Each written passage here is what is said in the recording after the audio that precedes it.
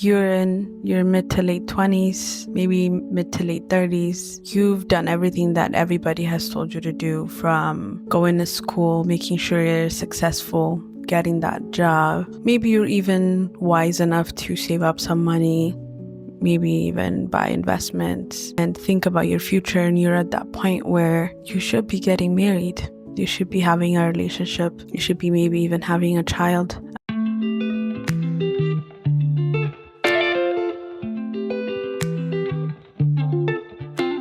And you are at that place where you've probably planned everything since you were young, how you're gonna go to school, how you're gonna finish school, get a job, all that stuff. But this anomaly right now where you can't really plan for getting a man, getting a boyfriend or marriage, all that stuff. And you might actually feel like you're an outsider. Maybe you have personalities that don't fit a standard.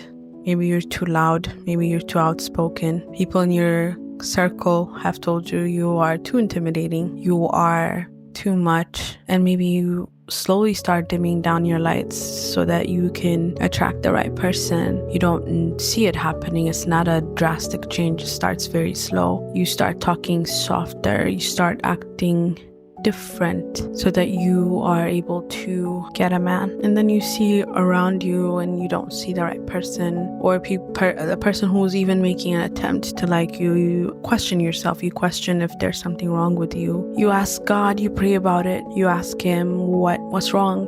What's wrong with me? Why am I not this? Why am I not that? And then maybe this is you, maybe you are at that place where you are supposed to, according to society, be in a relationship or get married because that's the next step. But in the waiting, you have completely neglected actually living. You've neglected actually getting to know the person God made you to be because you're so focused on getting on the next goal being getting married. And instead of spending time to figure out what you're supposed to do, your focus is everywhere but yourself. A person walks into the door, you're thinking, maybe this is the person God wanted me to meet. You click with this person, you talk to them for 5 to 10 minutes. Maybe this is the person that God wanted me to meet because that's the only thing that's next, according to you. Because God couldn't be bringing anything else into your life unless it is a man or it's a wife, because that's the only thing you're asking for. You're missing the whole point.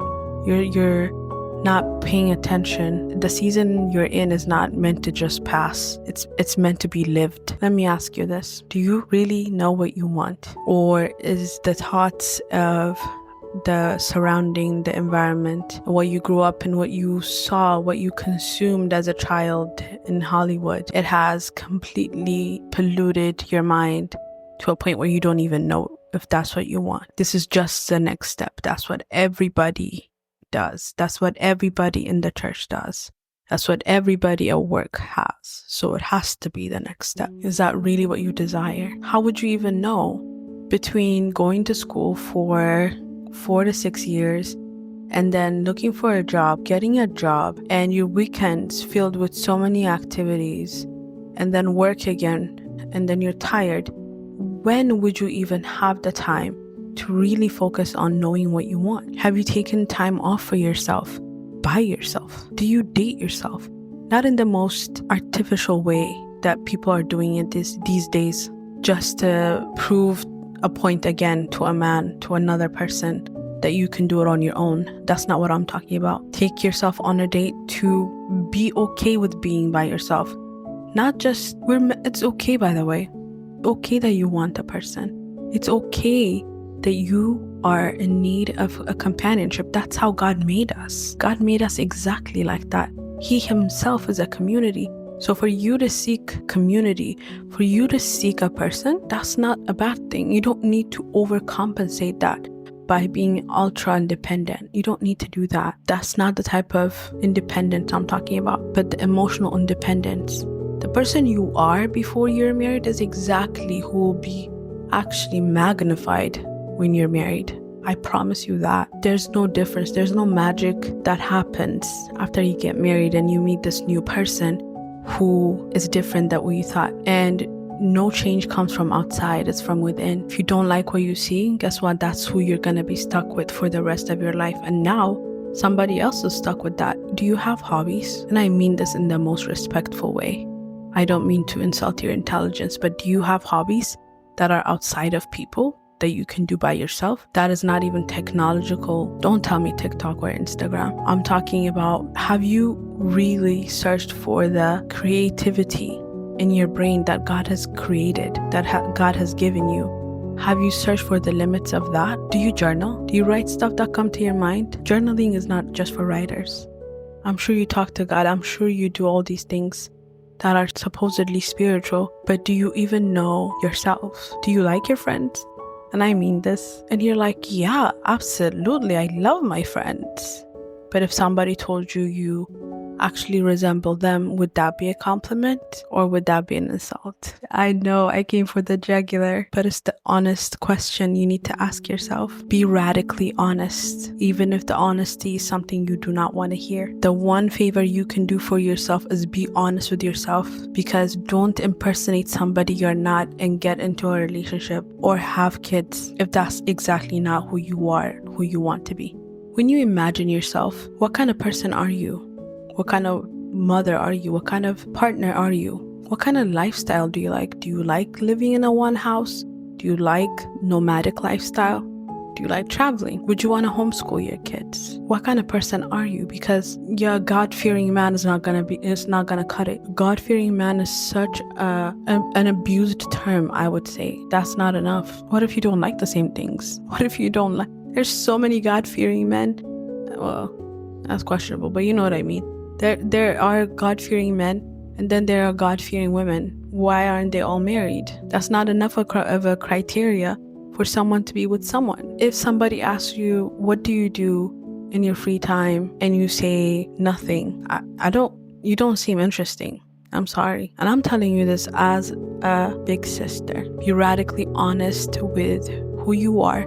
Be radically honest of what you find out.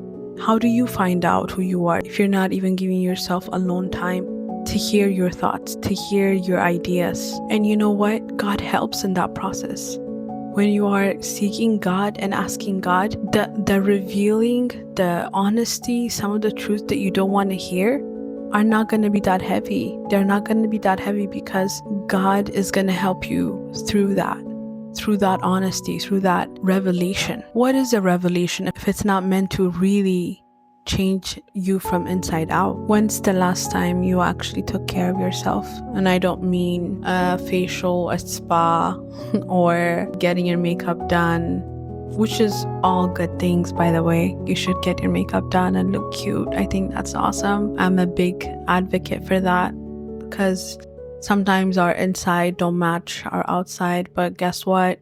At least I look cute on the outside, right? But these thoughts, I'm talking about like going to the doctors, getting your health checked, exercise. I know you hate this word, but you have to, especially as you get older. If you're above 28, 29, you start losing a lot of your muscles. You keep seeing these videos on Instagram, and because they come on your feed, but you're not doing anything about it. You're not going to the gym because you're skinny. You don't need to go to the gym. Or maybe you're lazy, or maybe you don't know, but you don't have the capacity to say, I don't know how to use the gym equipment, because that takes vulnerability. It's okay that you don't know. There's always ways to know. There's always resources out there for you to learn, for you to be taught. Have you gone to the gym? Why aren't you working out? Your mental health will thank you for working out. Your body will thank you for working out. And guess what? It is your responsibility, because God gave you that body to take care of it. We're so focused on the spiritual. Well, when our physical is deteriorating, what good is it if one is neglected and one is taken care of? What good does it do for you if you're not able to live long enough to see the goodness of the Lord in the land of the living? Don't you need to take care of the body that God gave you? What is self-love? Do you like yourself? We're so obsessed about somebody falling in love with us. We haven't fallen in love with ourselves. What does that mean if an external person loves you and sometimes, God forbid, they leave you? What love is going to sustain you? God's love is constant. Thank Jesus for that. But do you love yourself? Do you like yourself when you're by yourself? And I mean truly by yourself.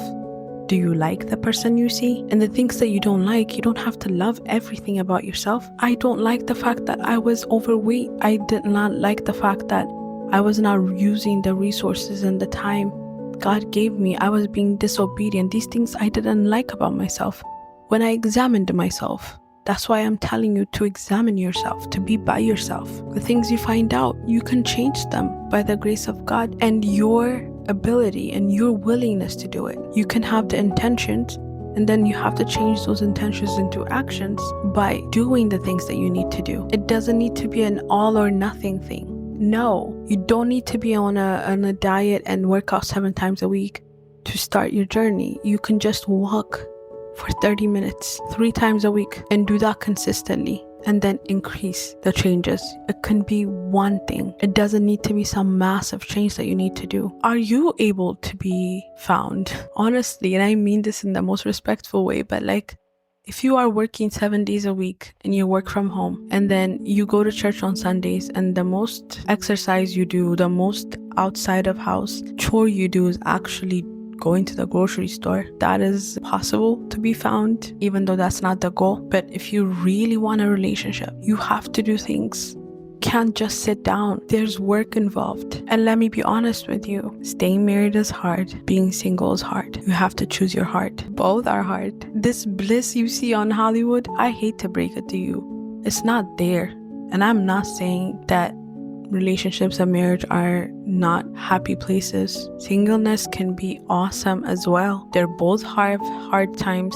They both have hard things to deal with, but depends on your calling, whichever one is meant for you. What if it doesn't come? I am so sorry to say this, but like, what if it doesn't come? What if it doesn't happen? Do you stop living? Do you stop living for God? Is that what you're following? God is faithful. He put desires in our hearts so he can fill them, but he's faithful and still good if he doesn't. That does not change who he is. Believe what I am saying, that the things that are happening to you right now, the things that are going in your life, the things that you're going through right now, and everything that has happened before, and the things that will happen in the future, all together for good for you. All together is the key word here, because some chapters are nasty. I'm gonna be honest with you. Some chapters you're like, this is the worst chapter I've ever been. Like, I don't want to be there anymore. And I really want to stress that. Some chapters might make it seem like the book is over, that the journey is over and that's it. I'm telling you, that's just a chapter. And there's going to be a very happy chapter. Everything seems to be putting in place. You're like, oh my God, I'm on a high. That also ends. But the promise, the assurance you have, the certainty you have is the fact that God will work everything for good for you. So I want to encourage you today, get out of your shell, make new friends, go pottery, go listen to jazz, pick up an instrument, work out. Maybe that's gonna be your passion. Discover something, for crying out loud. Your life is meant to be more than just what it is right now. It doesn't have to be where it is right now. If you are unhappy, you can be happy while living in your purpose. And if a man or a relationship, a wife comes on the way, praise God. But you also have to be faithful with the things God has already given to you, the talents that God has already blessed in your hands. He's already blessed you with so much while you're waiting on other things, instead of multiplying on the things that he's already given you. This is for you as much as it is for me. I am not sitting on my high horse, but I hope this message encourages you.